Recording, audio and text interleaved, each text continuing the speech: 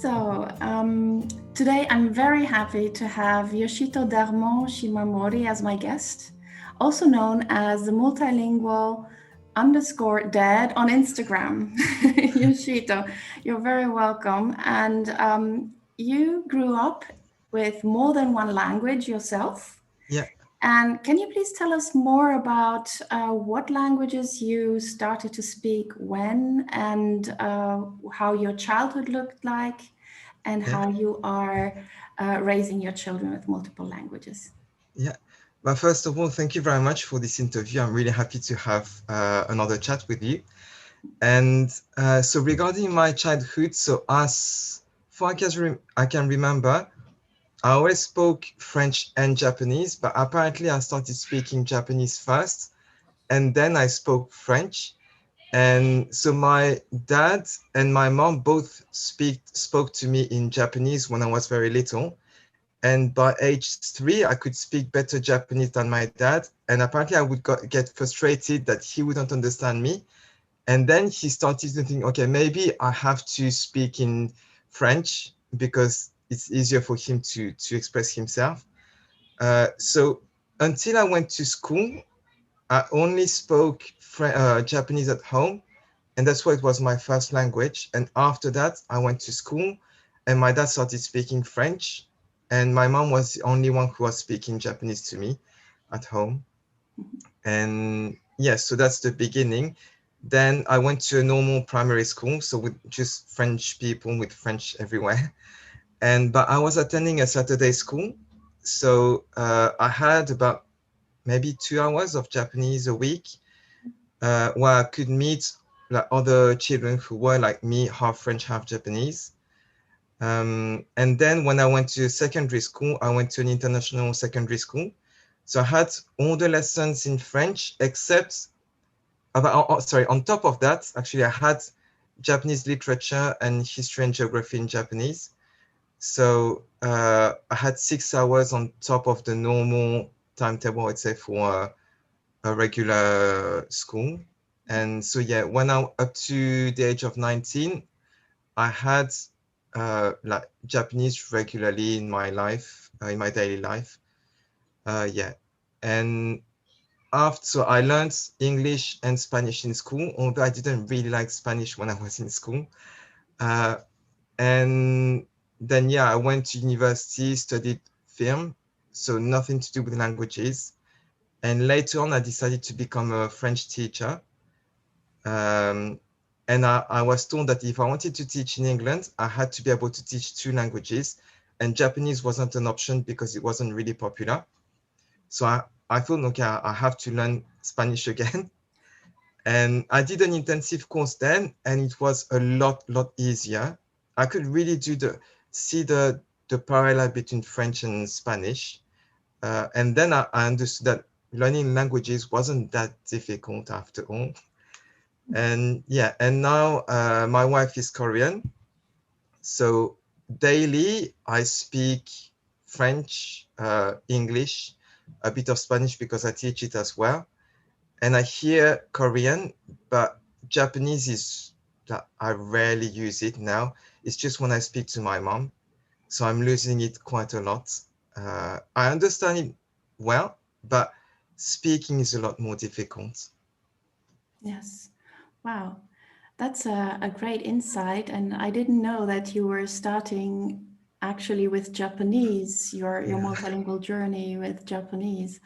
Um, yes, and you mentioned that your wife is Korean. Yeah.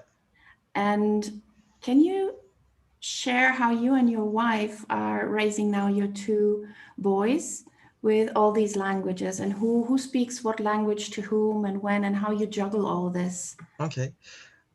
So she speaks 100% Korean to our children. I speak 100% French to them. And between us, it's French because we met in France and she lived there for 8 years. So she's really fluent in French.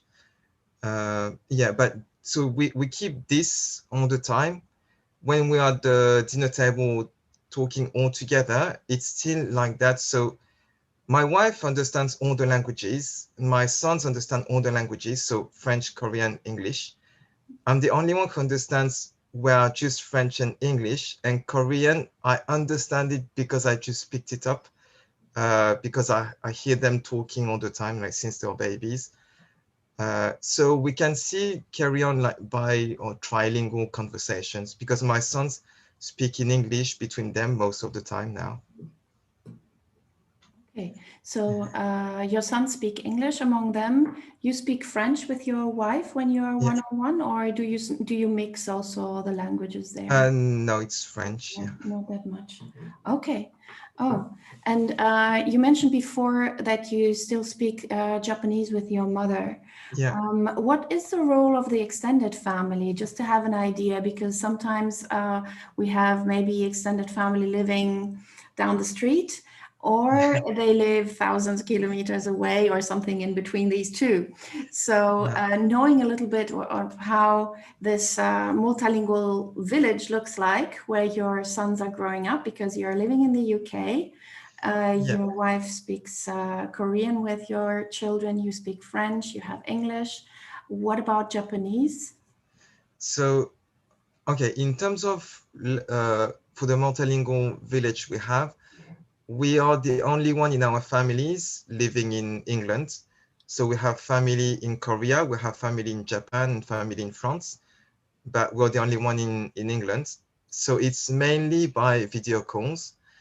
And so my wife calls her family quite often, like a few times a week. And so it's mainly her sisters who talk to our sons. She has brothers, and so her mom and her dad and grandmother as well speak to them, but it's less frequent than the sisters. And so they're aunts. And on my side, so I have a brother living in Japan. It's quite rare that we speak, like we video call him, it's mainly messages. So not too much with my sons, but sometimes they do. And they just had a baby, so now life is a bit hectic for them. My mom, I would say it's either we speak to her every week or a bit less, but she still has some, so she still speaks with them in French. And oh yeah, by the way, my brother speaks with them in French as well. So no Japanese at all. The Japanese is really just me and my family. Okay. Yeah. Okay, so if you are with your family and you speak Japanese with your family, your sons would understand? No, but they No. were intrigued. So when my mom is over, she tends to speak in French if she addresses a son. And if she's talking just to me, it's mainly in Japanese. If it's something that concerns someone else, she speaks in French, so she adapts. But I know that when my sons, when they were little and they were hearing us speak in Japanese, they were looking at both of us like that, try to understand what we're saying. And yeah, but they picked up a few expressions because like things that are very natural to say, my mom tends to say them in Japanese. So like, for example, if my sons are doing something dangerous and she says, oh, be careful, that comes out in Japanese. So yeah, they know a few words. I taught them a few as well, but it's a complete foreign language for them. Okay, yes, I know this situation where we maybe pass on a language only in expressions or in little orders or something. We have the same with Italian. Every time that I say something in Italian, my children know, oh, there is something serious. So I understand it's the same for you in Japanese or with your mom. They are like very attentive to listen. What's going on? What do they want? What are we supposed to do? It's the same for you. Okay. Yes. Yoshito, you're a teacher and you're a dad. And you're a teacher of different languages, and you're also teaching your children your languages. So I understand French and Korean, which is, like you just said, not one of your most dominant languages. No, it's not at all. Yes. It's quite a language that I picked up passively, and I've been putting off like for years like the time when I would start formally to learn it. But I think I don't like learning like methodically with a book.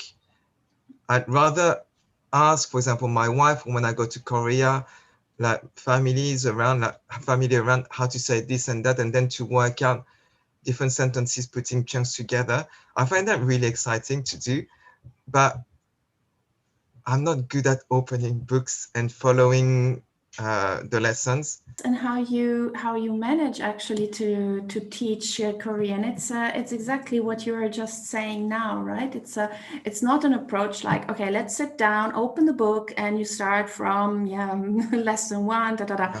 No, but that you, as I understood, as I was also following you on Instagram, and I saw your videos that are very, very helpful for me, that I'm learning Korean as well.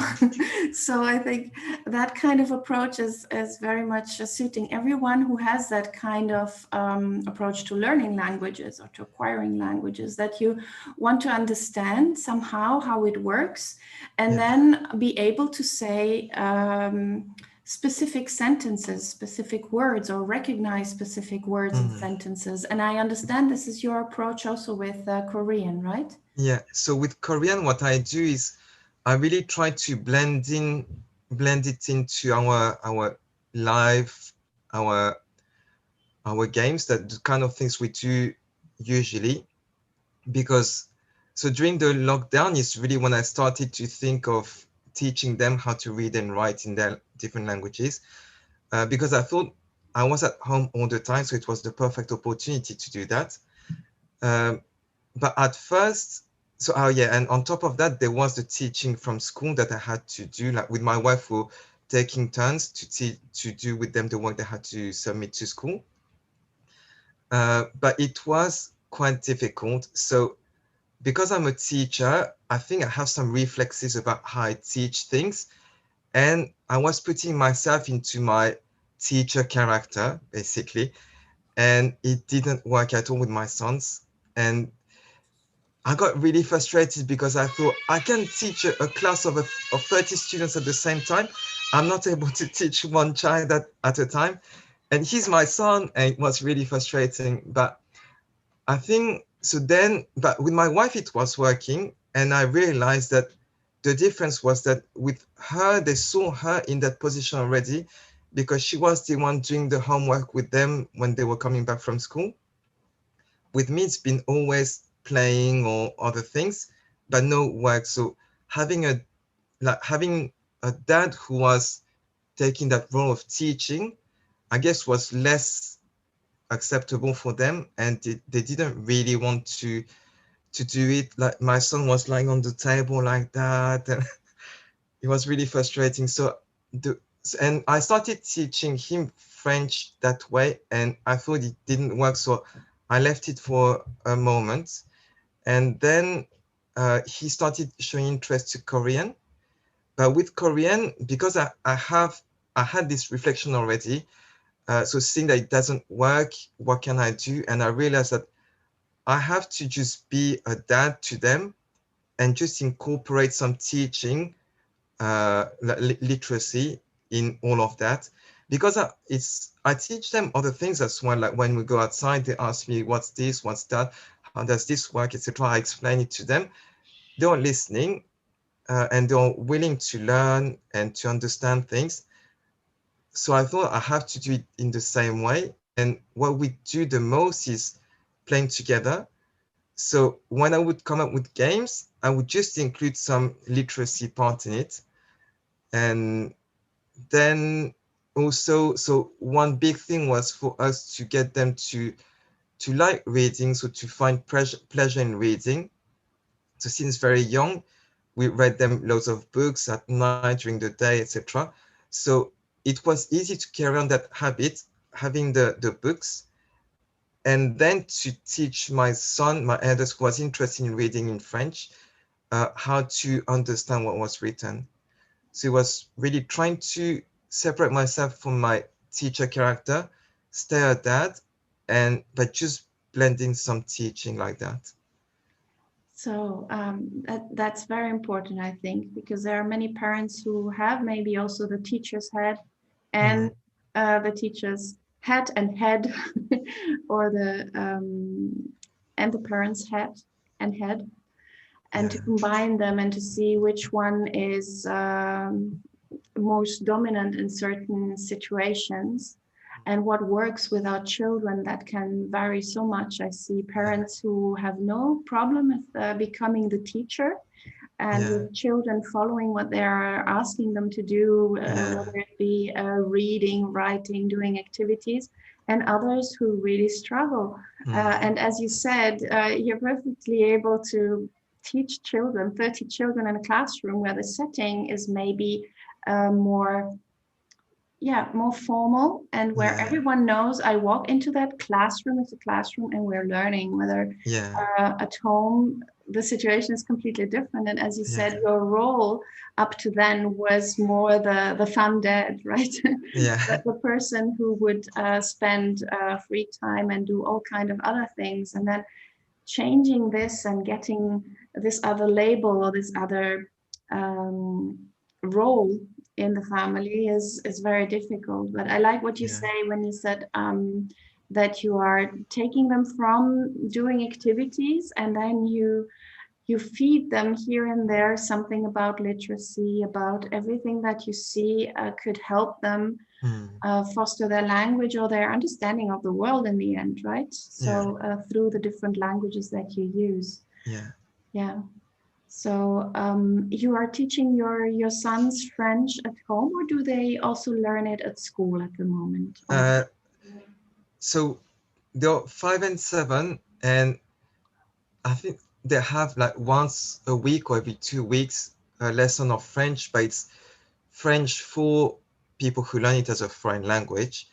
It's primary school level, so it's really just saying a few phrases or learning a song. But so what they do is the teachers know that they speak French, so they ask them to pronounce the words, etc. So in school they don't really learn French. French is really 100% me. Korean, I started it, but then we wanted them to go to a Saturday Korean school, mainly for them to meet other children who were Korean or half Korean, half something else, to see that like Korean was a language spoken by other people.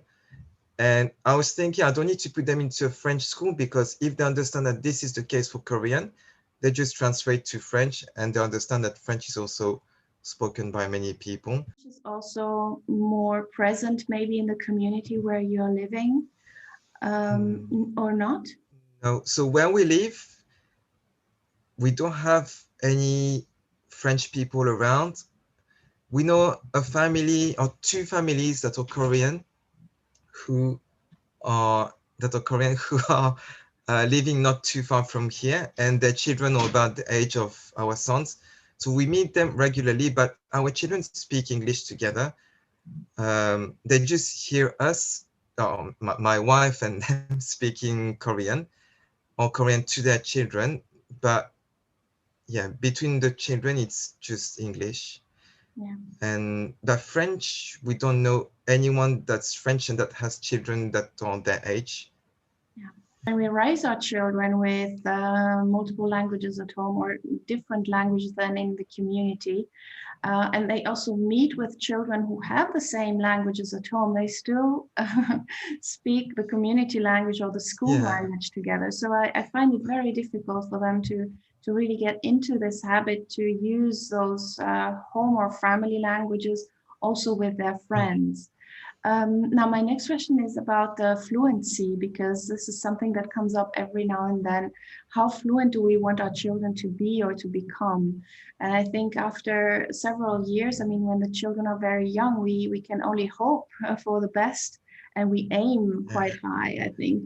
And when they start going to daycare or to school, we somehow readjust our goals.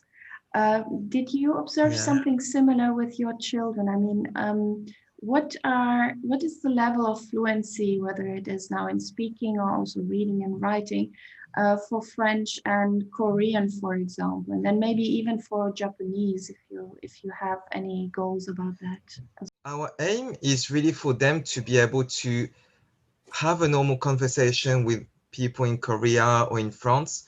And like if we go to Korea or France on holidays, they can just feel like they understand everything. A plus would be if they can, for example, decide to go to university in France or Korea later, they could go there or they could live there. And I'm not aiming for them to reach that level of proficiency, but just to get them high enough so that if they choose to go there to work and to live, they just have a small jump to do and to maybe to study a bit more academically. But so my aim is to give them enough so that it gives them choice afterwards of where they want to live or work. And for Japanese, we want to keep, or it's going to be just a foreign language. So yeah, what we were thinking is that if they are interested in learning it, just maybe teach them, or it depends on what age. So just a couple of months ago, I think, my eldest asked me if I could teach him Japanese. So I started teaching him a bit, like just to be able to do some games with my mom, but not more than that. So it's really taught as I would teach a foreign language to someone else, just for him to be able to play with it a bit, to find it fun, and because it's part of him as well. Even if he's a quarter Japanese, it's still like, yeah, I want him to have some knowledge, not just about the language, but about the culture and his family, where we come from, etc.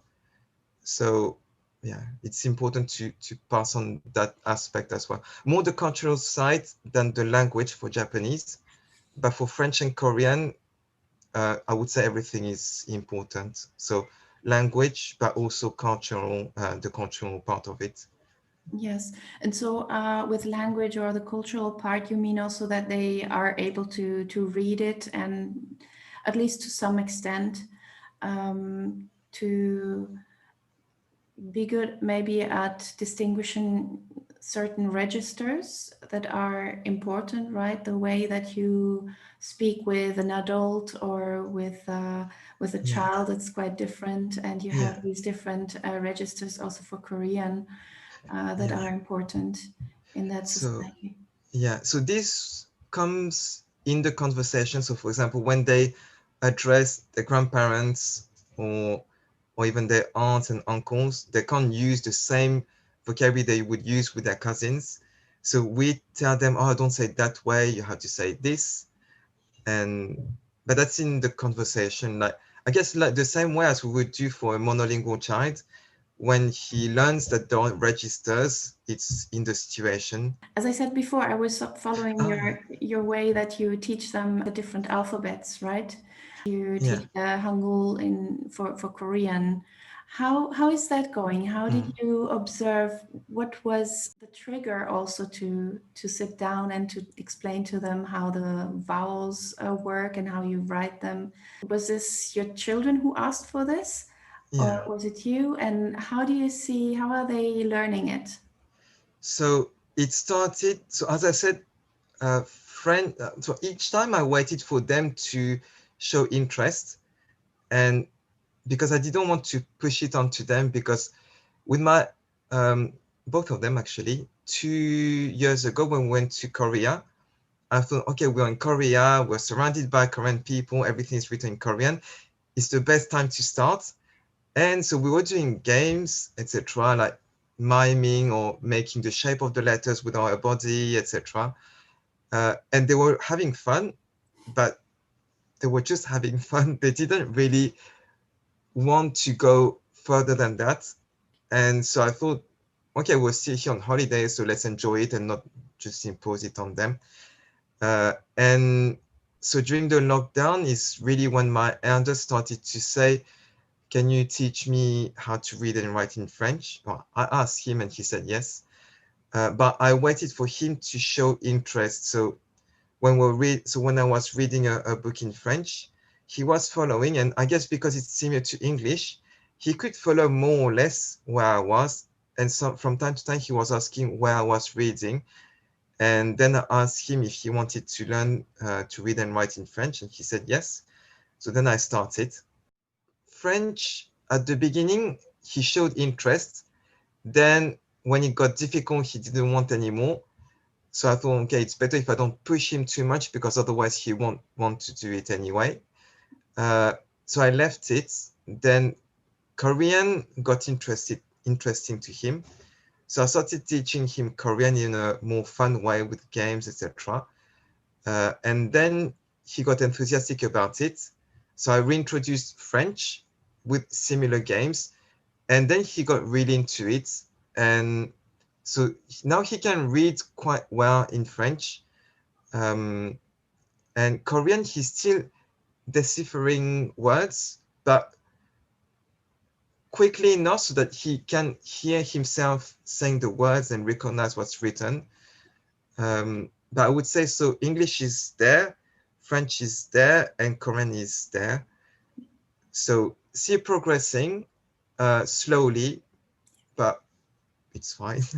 Yes, it's fine. Yeah. As you said, I find it very interesting, and I also recognizing the different words and knowing this is now one syllable or this is the rest of the word or what it means. It's a plural or it's a whatever word it is in that given language is sometimes rocket science. Yeah. I compare it with that, and I know that there are others who do that, especially when the scripts are so different. I mean, it's fascinating, but it requires quite some stretching of our minds to get there and to make the connections. And I was just wondering how the children are doing this on when they are exposed to it and in a playful, more playful way and day-to-day way. As I understand, you are Yeah. having it. You're not setting like a goal at the end of this month. I want my child to, and then No, you fill in the blank. But you let yourself guide by by them. your Yeah. children, Yeah. which is amazing. I chose to learn that language, but it's the same principle. If I don't enjoy doing what I'm doing, learning the language, then I can even read it 3, 4 times in a row. It just doesn't stick. Yeah. So I really have to get these moments where I'm in the right mood, yes, in Yeah. order to get there. Exactly. And as all journeys about learning and well acquiring languages are also tinted with some failures. I know that people try to not talk about failures, but I am more prone to say, well, there are failures and we have to name them, and it's perfectly fine. Yeah. There is no success without any failure. This is Yeah. just not possible. And I mean, the internet is full of people who show how well they are doing, but I think it's Yeah. also good to also show what a failure might look like. Or, Yeah. yes. So, oh yeah, maybe I just go back in terms of goals I have for my children. I think knowing how I did as a bilingual, growing up bilingual, and the struggles I got and where I got stuck, where I could have done better. So reflecting on my own journey makes me maybe less pushy or less, and maybe less high or have. I'm just thinking if they get to that level, it's good enough. If they can go higher, it's better, etc. And so, for example, in terms of reading and writing, so Japanese has lots of Chinese characters in them. And to be able to read fluently, you need to be able to read about 2,000 characters. And so even when I was in high school studying Japanese, I was far from that.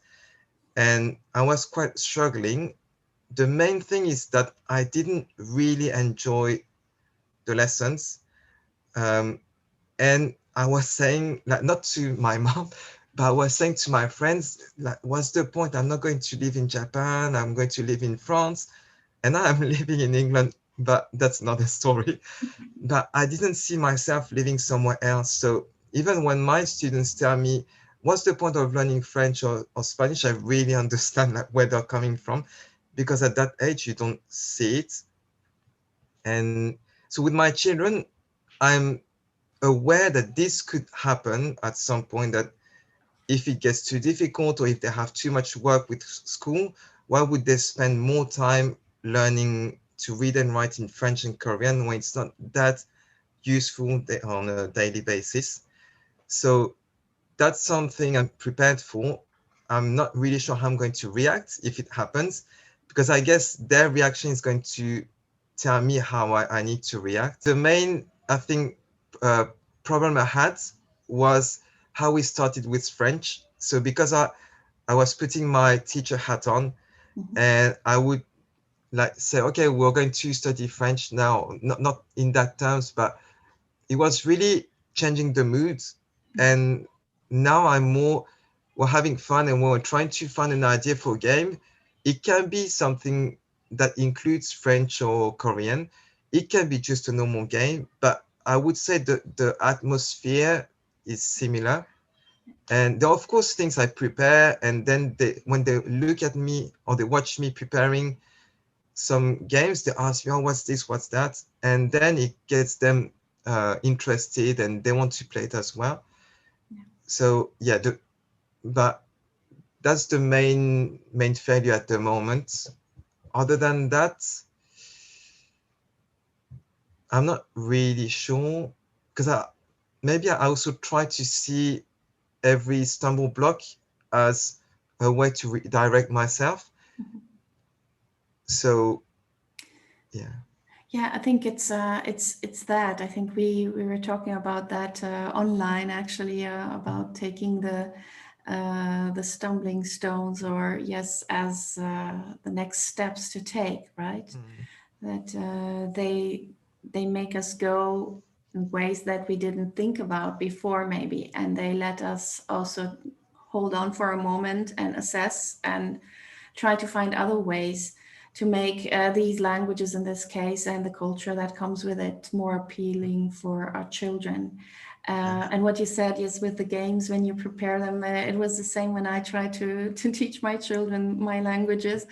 Every time that I prepared, they were saying, "Oh, what is this? Oh, that's colorful. That's fun. Yeah. Oh, that looks like school." Then they were like playing like they were the teachers, which then was giving them the lead of what would be then, the theme or the subject of the day, which I thought was much more effective with learning or with doing this as a game. Yeah.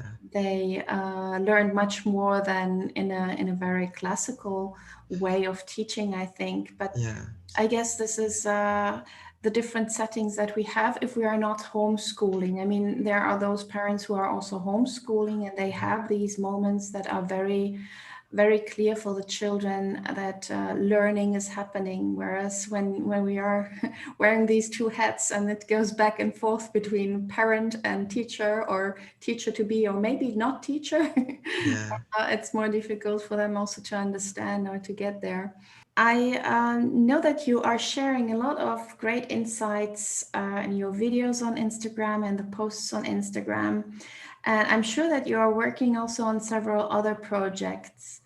You have maybe in the back burner. Would you like to share something, what you're maybe preparing for the next year or the next year? Yes, so I have a few things I'm working on. So mainly, well, I saw that with my posts on Instagram, it was helpful, but I guess up to a certain extent, because like you're restricting number of characters. And so I thought if I can do something a bit more step by step, where I can explain, okay, we can start like this and then do this. For that reason, if the people understand what's going on in my head when I do it, and the logic, I guess that it's easier for them to apply it for their situation than just saying, okay, I've done this activity, but if they don't understand the logic behind, they may do the exact same activity, but it wouldn't work for them. So I thought I would, so maybe do a website for parents to understand a bit more. So to be able to be more detailed about the kind of activities I'm preparing, and also books that would give, so at the moment, what I'm preparing is for pre-teens and teens, so a bit older than my sons.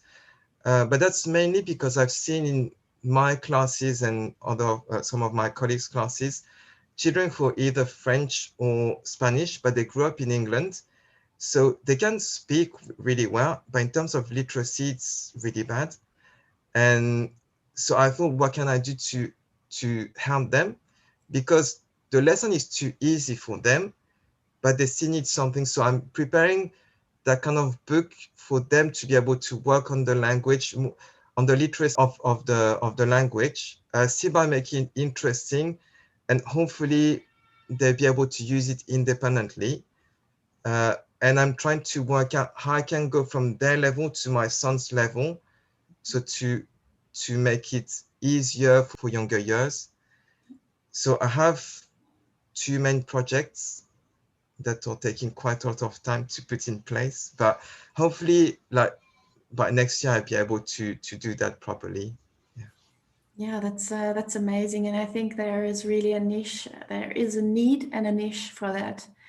I see this, I observe this in my children, starting from, yes, 10, 11 years old, when they try to read or to learn something in the other languages that were not taught and not really fostered that much to the extent that I wished or that they needed at that point at school. Yeah. That they were not interested anymore because the literature, the books that they would be interested were quite too complicated, too challenging.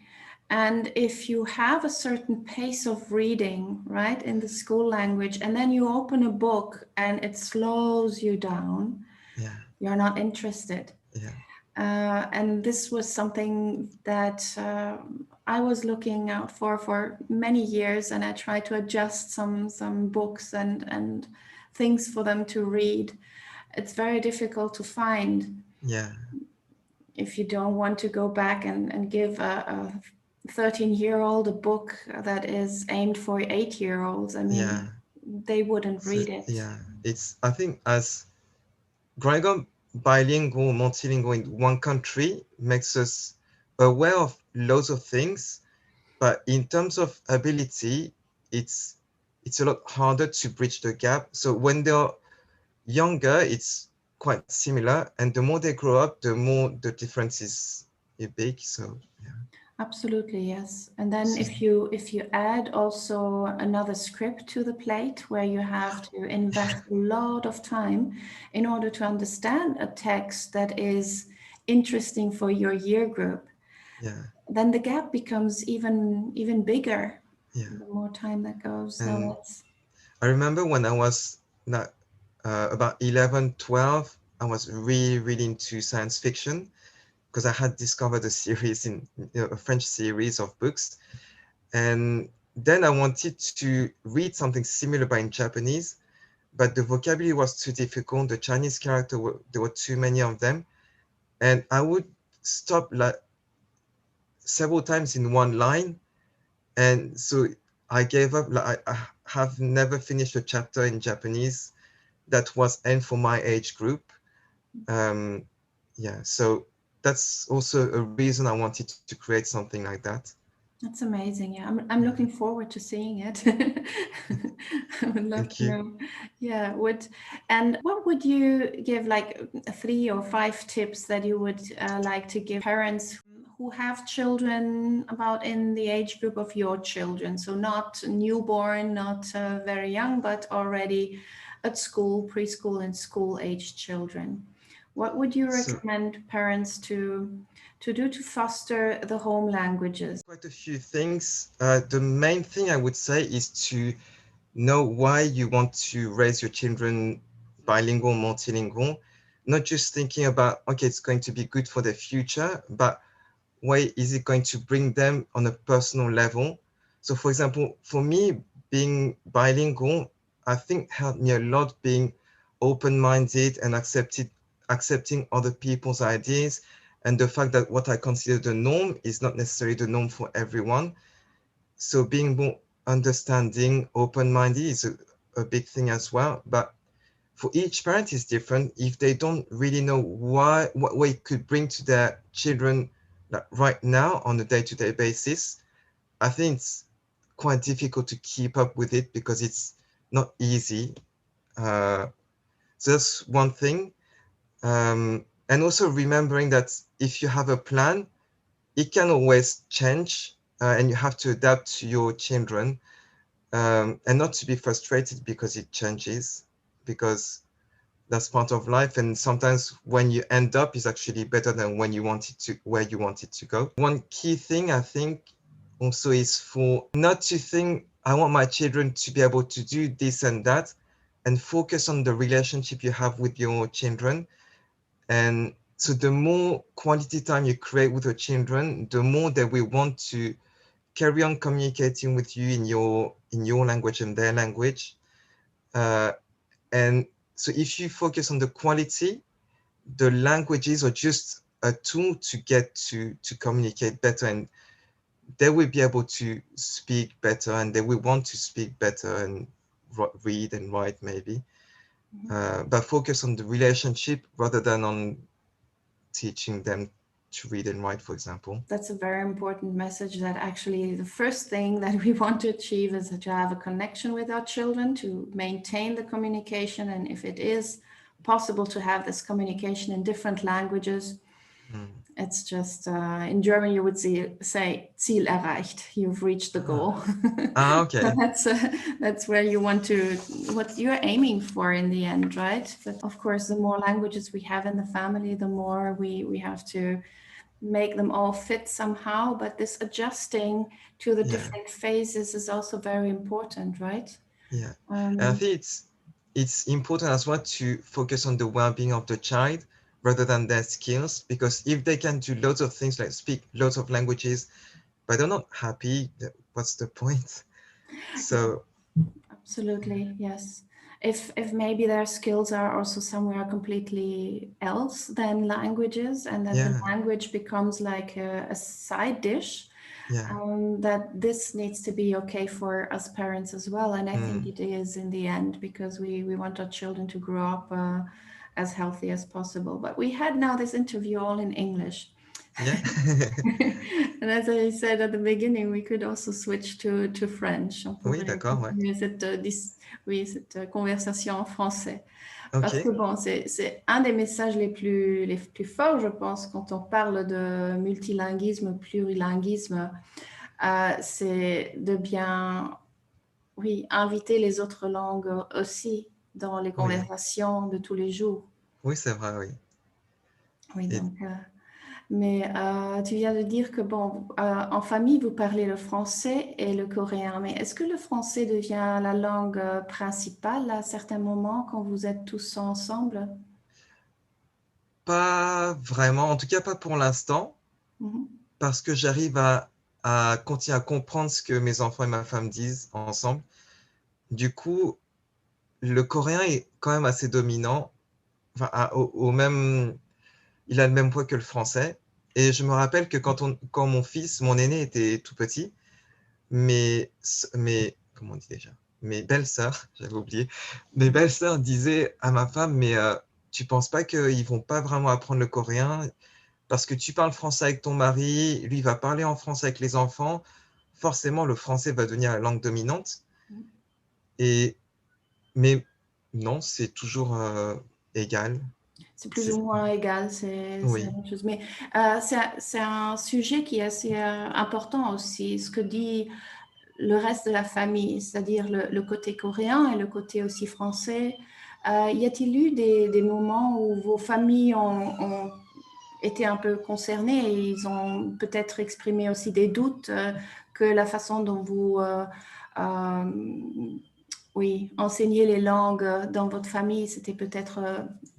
Je crois qu'on a beaucoup de chance, alors de mon côté, parce que on est une famille bilingue déjà, donc ça allait de soi qu'on allait élever nos enfants de manière bilingue ou multilingue, donc aucun problème.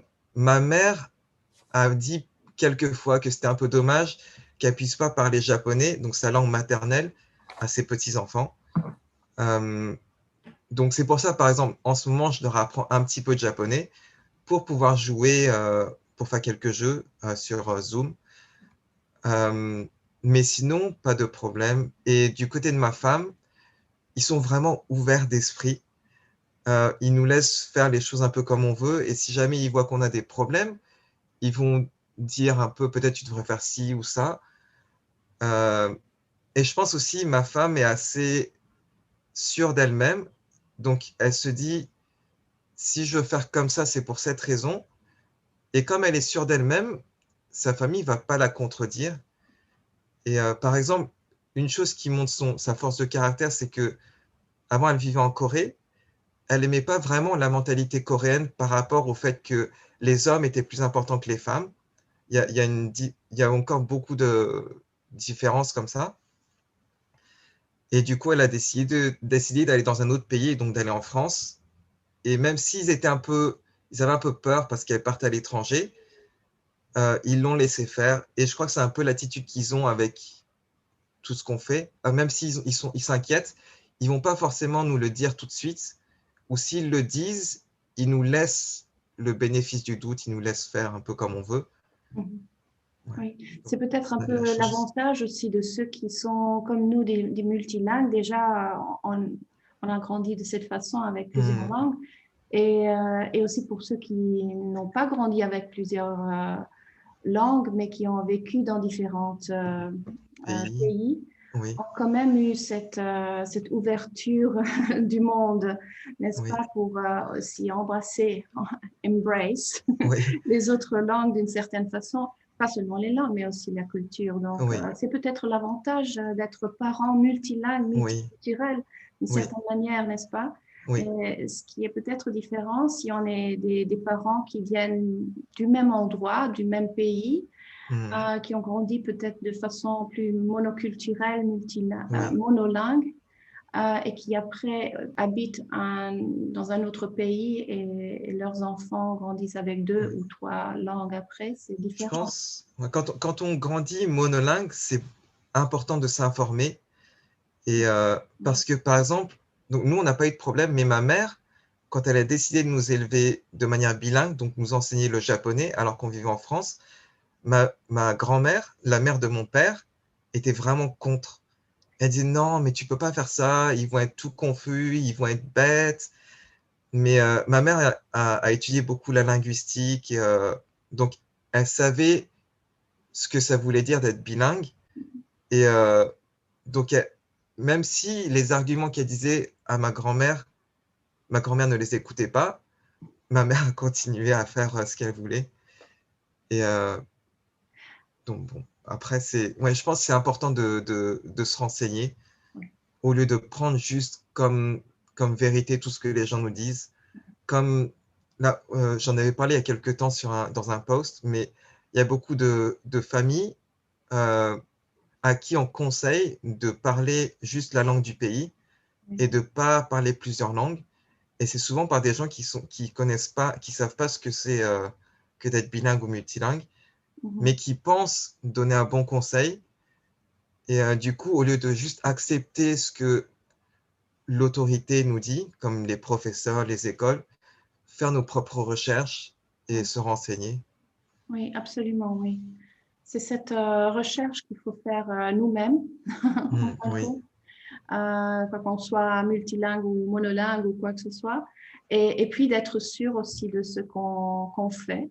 oui, Qu'on fait peut-être des plans. Il y a des gens qui me disent, moi, j'aime pas faire des plans. Bon, je dis, ben, d'une certaine façon, il faut de toute façon avoir des buts qu'on veut achever, n'est-ce pas? Si on entre avec ça sans aucun but, on ouais, commence peut-être à avoir des doutes à un certain moment, ou bien on laisse oui, aller, on laisser faire un peu cette théorie ou cette méthode de laisser les enfants choisir les langues qu'ils veulent.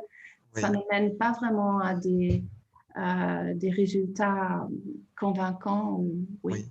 Je crois que satisfaisants. c'est bien d'avoir un but, de se dire qu'on peut changer le but, mais d'avoir un but histoire de pouvoir savoir où on va. Parce que, comme tu disais, si on a des doutes, on peut abandonner facilement si on ne sait pas où on va. Alors que si on sait où on va et qu'on a des doutes, on peut se renseigner, on peut trouver une autre solution pour arriver jusqu'à ce but.